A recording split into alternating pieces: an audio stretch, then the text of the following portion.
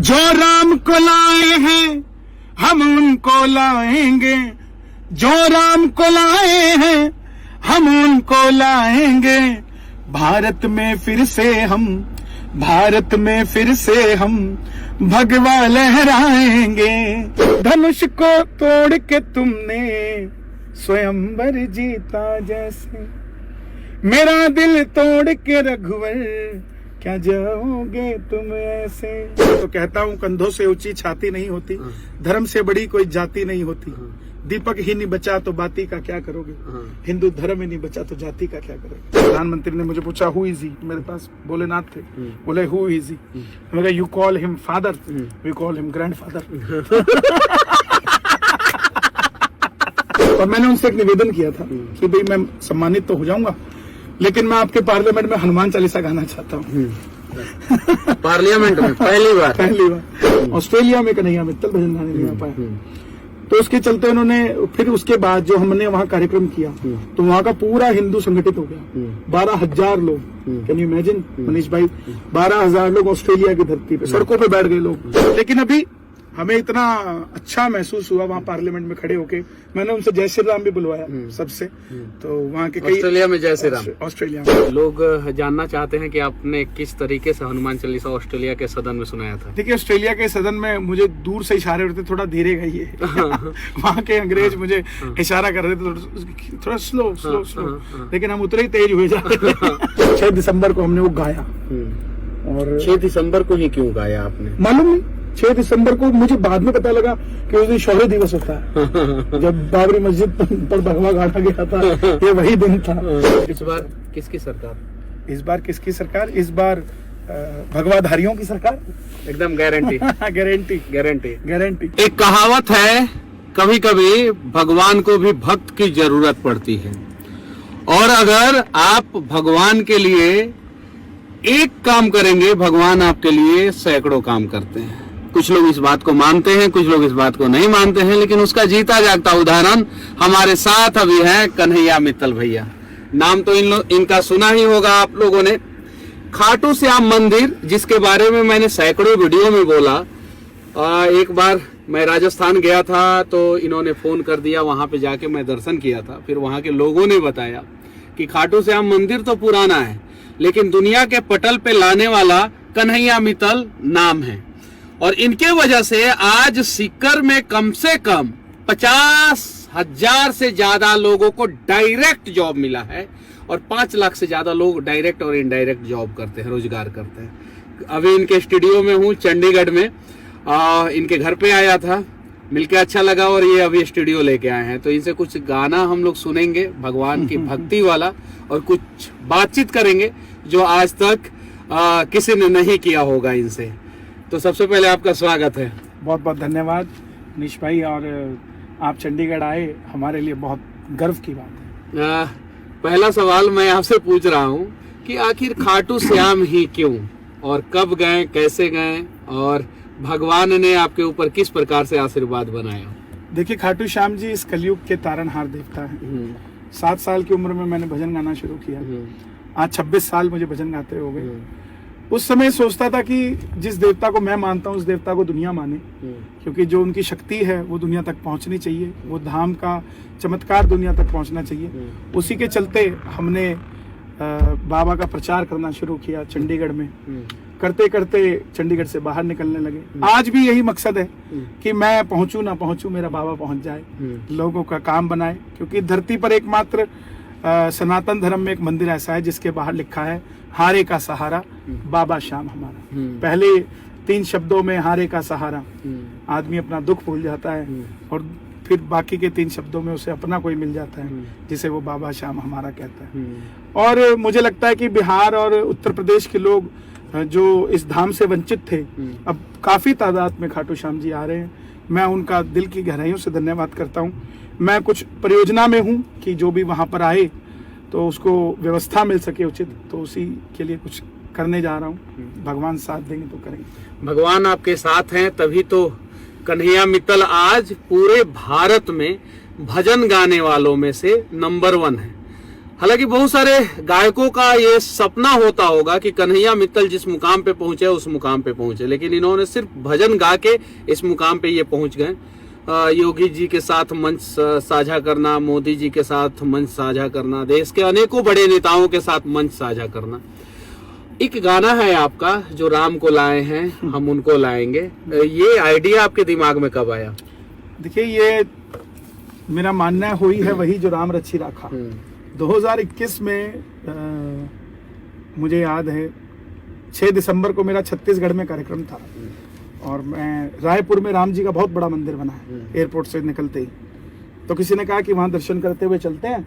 मैं ठीक है चलो, दर्शन किया और देखिए मुझे नहीं पता था सब कुछ राम जी ने रचा। दर्शन किया तो मंदिर के बाहर कुछ लोग बात कर रहे थे चाय पे, देखो हम राम जी को ले आए। चाय वाला बोला देखो हम राम जी को ले आए। तो बगल वाले ने कहा तुम अकेले थोड़ा ना लाए, यहाँ के लोग, यहाँ के नेता भी तो लेकर आए, लोग भी तो लेकर आए। तो मेरे मन में कहा जब यहाँ ऐसे नेता हो सकते हैं जो राम जी को ला सकते हैं तो पूरे देश में ऐसे नेताओं को लोगों तक पहुंचाना चाहिए और उनकी चर्चा करनी चाहिए, क्योंकि नेता कहीं ना कहीं भगवान से जुड़ा हुआ होता है। नेता को सिर्फ नेता के नजरिए से नहीं देखना चाहिए। एक डॉक्टर मंदिर में जाता है तो कहते हैं पहली बार कोई व्यक्ति जो है नेता को जो है इतना अच्छा सम्मान दे रहा है। अक्सर लोग जो है नेताओं के बारे में गलत ही बातें करते हैं, वो उनका एक्सपीरियंस होता होगा। लेकिन मैं ये मानता हूँ कि जब तक हम अच्छा सोचेंगे नहीं तो हमें अच्छा मिलेगा नहीं।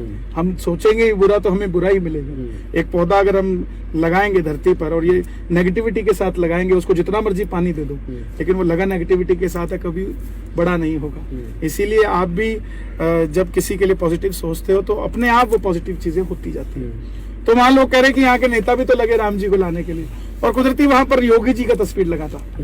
तो मैंने कहा फिर जो राम को लाए हैं हम उनको लाएंगे। और वहां पर भगवे झंडे थे तो मैंने कहा भारत में फिर से हम भगवा लहराएंगे। अच्छा, उसी समय यूपी का इलेक्शन चल रहा था। मुझे इतनी खबर नहीं थी कि ये गाना इलेक्शन में जा सकता है। मुझे लगा ठीक है, अपना यूट्यूब चैनल है, अपन अपने पे डाल देंगे, किसी को अच्छा लगेगा ठीक है, नहीं करेगा तो इग्नोर करेगा, इससे ज्यादा तो कुछ करेगा नहीं। तो हमने उसको 6 दिसंबर को हमने वो गाया। और 6 दिसंबर को ही क्यों गाया आपने? मालूम नहीं, 6 दिसंबर को मुझे बाद में पता लगा कि उस दिन शौर्य दिवस होता है जब बाबरी मस्जिद पर भगवा गाड़ा गया था, ये वही दिन था। और मैं वही कह रहा हूँ कि हुई है वही जो राम रची राखा। 9 दिसंबर को हमने इसे रिकॉर्ड किया, 10 दिसंबर को ये वायरल हो गया। और मुझे लगता है कि वो 9 दिसंबर और 10 दिसंबर की रात कोई ऐसे मेरे ग्रह नक्षत्र जुड़ रहे थे कि उसके बाद मैं घर पे रुक ही नहीं पा रहा हूँ। तब से लेके अब तक महीने में 28 कार्यक्रम। भारत के पहले ऐसे आप भक्ति गाना गाने वाले सिंगर हैं जिनको ऑस्ट्रेलिया का सदन ने सम्मानित किया, और अभी आप ऑस्ट्रेलिया से ही आ रहे हैं। कल शाम को ही आप ऑस्ट्रेलिया से आए हैं। तो आपको ऑस्ट्रेलिया के सदन में सम्मानित जब किया गया तो उस समय आप कैसा महसूस कर रहे थे, और आखिर आपके किस कार्यों की वजह से सम्मानित किया गया? देखिए, पिछले साल हम लोग ऑस्ट्रेलिया गए थे तो मुझे खालिस्तानियों ने वहाँ थ्रेट किया था कि यहाँ पर ये नहीं आना चाहिए। मुझे नया नाम दिया था उन्होंने, स्टॉन्च हिंदू, कट्टर हिंदू। तो मैं राजस्थान का वैसे मेरा जन्म है, तो मुझे वहाँ के गवर्नमेंट ने पूछा कि खालिस्तानी आपको थ्रेट कर रहे हैं तो आप आना चाहेंगे? तो मैं बोला वो खालिस्तानी है, हम राजस्थानी हैं हम रुकेंगे नहीं। तो हम वो कार्यक्रम करके आए थे जिससे कि एक बहुत अच्छा माहौल इंडिया और ऑस्ट्रेलिया का बना। ऑस्ट्रेलिया को हमने जाके ये घोषित करवा दिया कि ये सेफ है। नहीं तो अगर मैं उस समय रह जाता तो न्यूज यही बनती कि खालिस्तान के डर से ऑस्ट्रेलिया में कन्हैया मित्तल भजन गाने नहीं आ पाया। तो उसके चलते उन्होंने फिर उसके बाद जो हमने वहाँ कार्यक्रम किया तो वहाँ का पूरा हिंदू संगठित हो गया। 12,000 लोग, कैन यू इमेजिन मनीष भाई, 12,000 लोग ऑस्ट्रेलिया की धरती पे सड़कों पे बैठ गए, लोग गाड़ियों की छतों पे चढ़ गए, लेकिन बोले कन्हैया मित्तल आया उसके समर्थन में। 1 किलोमीटर तक का ट्रैफिक जाम ऑस्ट्रेलिया में, मेलबर्न में। तो वो कार्यक्रम हुआ, तब से मुझे कॉल्स आ रही थी कि आपने ऑस्ट्रेलिया दोबारा आना है तो आपको यहाँ के एमपीज जो हैं वो आपको सम्मानित करना चाहते हैं। तो मिस्टर मैथ्यू जो भी आने वाले लिबरल पार्टी में सीएम का चेहरा होंगे वहाँ के, उन्होंने सदन में मुझे वो सम्मानित किया है। और मुझे ऐसा था, और मैंने उनसे एक निवेदन किया था कि भाई मैं सम्मानित तो हो जाऊंगा लेकिन मैं आपके पार्लियामेंट में हनुमान चालीसा गाना चाहता हूँ पार्लियामेंट में पहली बार तो हनुमान चालीसा। उन्होंने कहा ऐसा क्यों? मैं बोला सनातन सबको आशीर्वाद देता है। सनातन के अंदर उसकी खूबसूरती यही है कि उसकी शरण में जो आ जाएगा उसका बेड़ा पार है। तो आप धर्म बदले ना बदले, हाँ।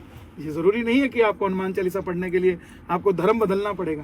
आप अपने धर्म में रहकर भी सनातन को अपना सकते हैं। तो उसके चलते हमने वहाँ महारानी विक्टोरिया की तस्वीर के नीचे खड़े होकर पार्लियामेंट में हमने हनुमान चालीसा किया, और वो बहुत वायरल चल रहा है। 1 मिलियन एक दिन में क्रॉस कर गया वो हमारे फेसबुक चैनल पर।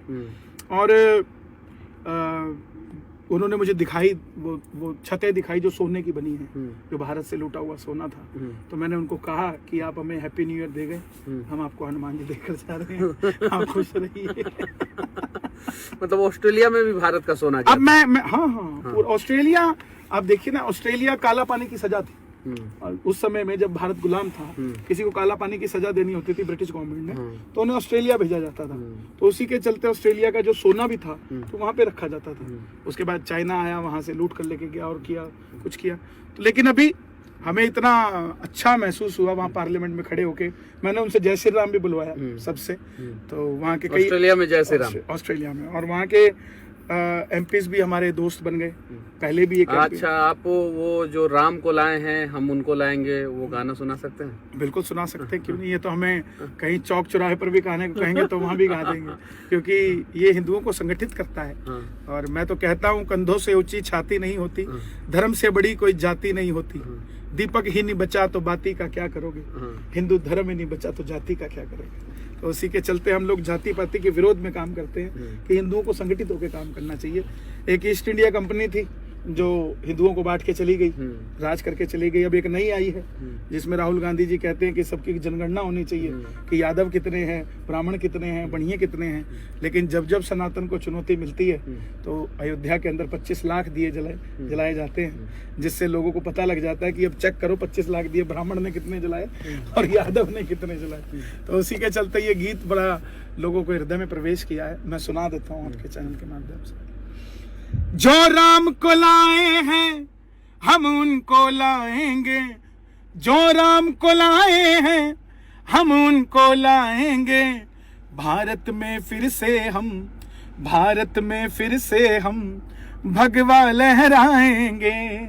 अयोध्या भी सजा दी है, काशी भी सजा दी है, और जो बात आप करते हो मैंने जोड़ दी है, कश्मीर सजाया है, पियो के भी सजाएंगे। जो राम को लाए हैं हम उनको लाएंगे। ऊपर से नहीं है राम, अंदर से राम के हैं, बस इसीलिए हम तो बंदे कमाल के हैं, बस इसीलिए हम तो बंदे कमाल के हैं।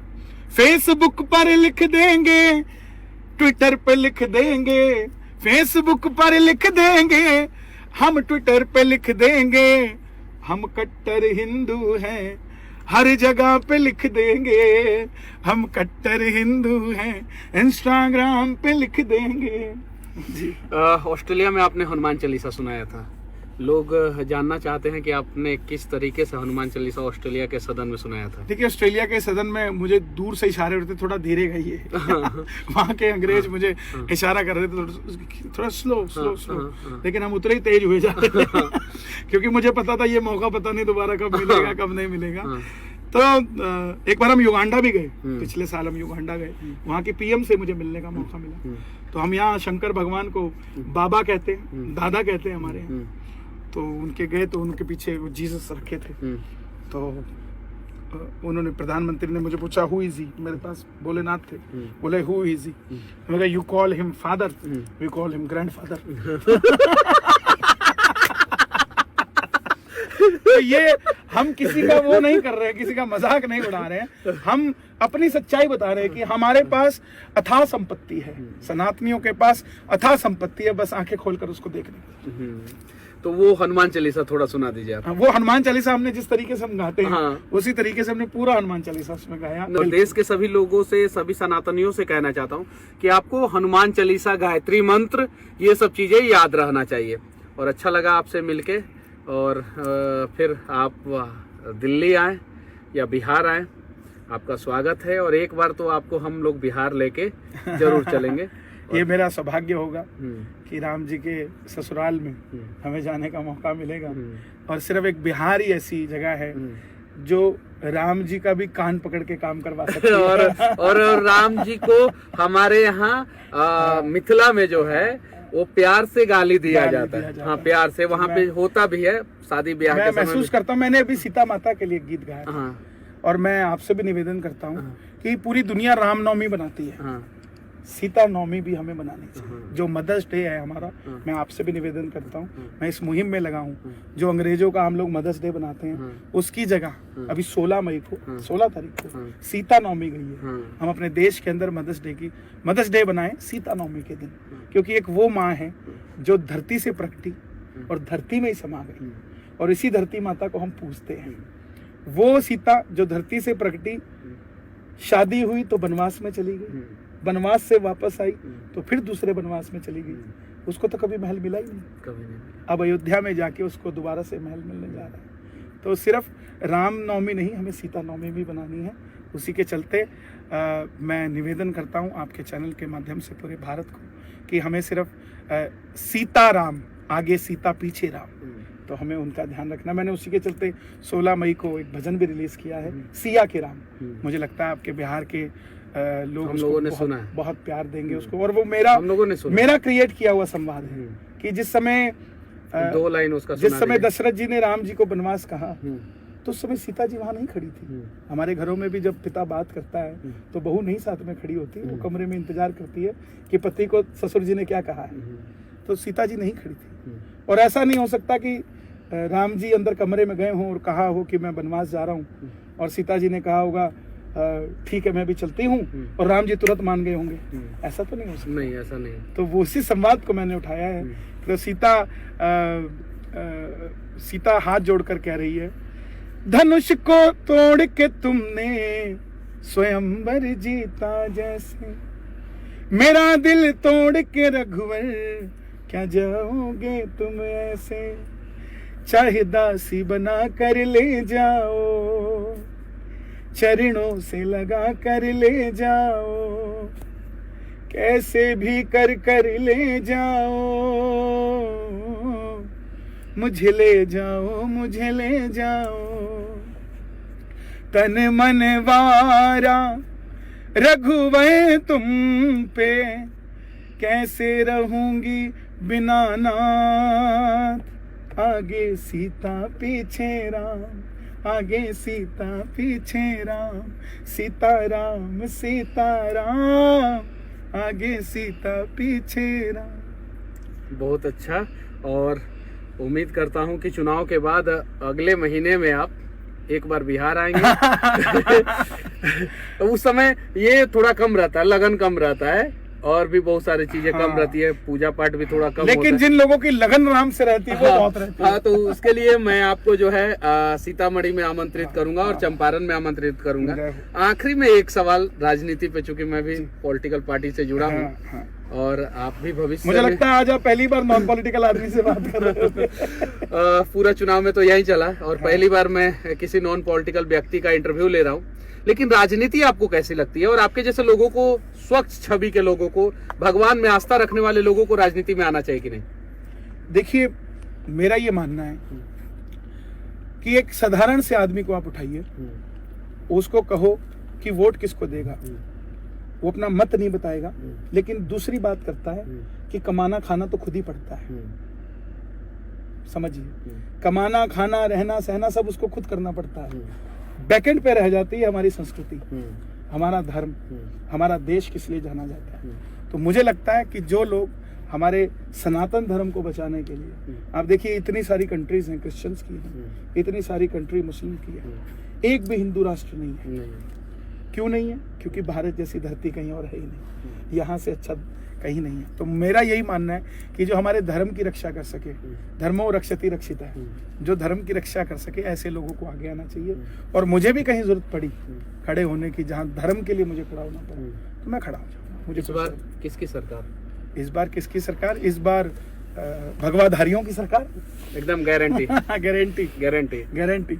चलिए, तो राहुल बाबा, आपको पता चल ही गया होगा कि इस बार भगवाधारियों की सरकार आने वाली है, और ज्यादा राजनीतिक बातें हम लोग नहीं करेंगे। भविष्य में हम लोग कन्हैया मित्तल जैसे लोगों को राजनीति में जरूर देखेंगे।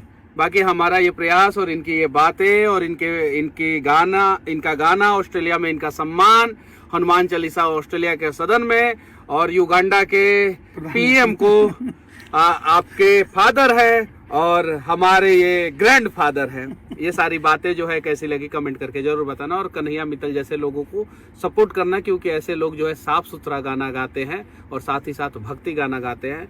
ऐसे लोगों की जरूरत है हमारे समाज को, हमारे देश को। जय हिंद।